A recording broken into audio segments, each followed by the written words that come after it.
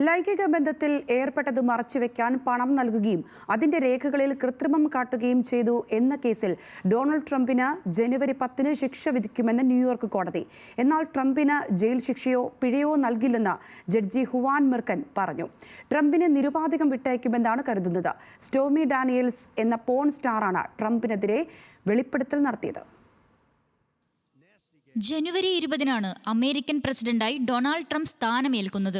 അധികാരമേൽക്കുന്നതിന് ഏതാനും ദിവസങ്ങൾ മാത്രം ബാക്കി നിൽക്കവെയാണ് ന്യൂയോർക്ക് കോടതിയുടെ ഉത്തരവ്. ട്രംപിനെതിരെയുള്ള ഹഷ് മണി കേസിൽ ജനുവരി 10 ന്യൂയോർക്ക് കോടതി ശിക്ഷ വിധിക്കും.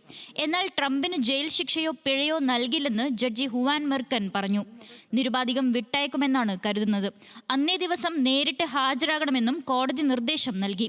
ലൈംഗിക ബന്ധം മറച്ചുവയ്ക്കാൻ പണം നൽകുകയും അതുമായി ബന്ധപ്പെട്ട കണക്കുകൾ പുറത്തുവരാതിരിക്കാൻ ബിസിനസ് രേഖകളിൽ കൃത്രിമം കാട്ടുകയും ചെയ്തു എന്നതാണ് ട്രംപിനെതിരെയുള്ള കേസ്. പോൺ സ്റ്റാർ സ്റ്റോമി ഡാനിയൽസുമായുള്ള ബന്ധം പുറത്തു പറയാതിരിക്കാൻ 2016 തെരഞ്ഞെടുപ്പിന് മുൻപ് ട്രംപ് $130,000 നടിക്ക് നൽകി. എന്നാൽ തെരഞ്ഞെടുപ്പുമായി ബന്ധപ്പെട്ടാണ് പണം നൽകിയതെന്നാണ് ട്രംപിന്റെ മുൻ അഭിഭാഷകൻ Michael Cohen വാദിച്ചത്.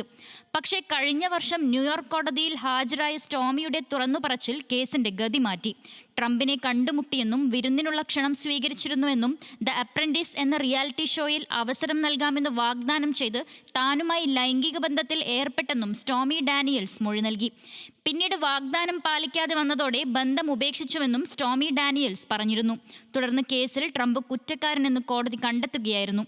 International desk, news Malayalam.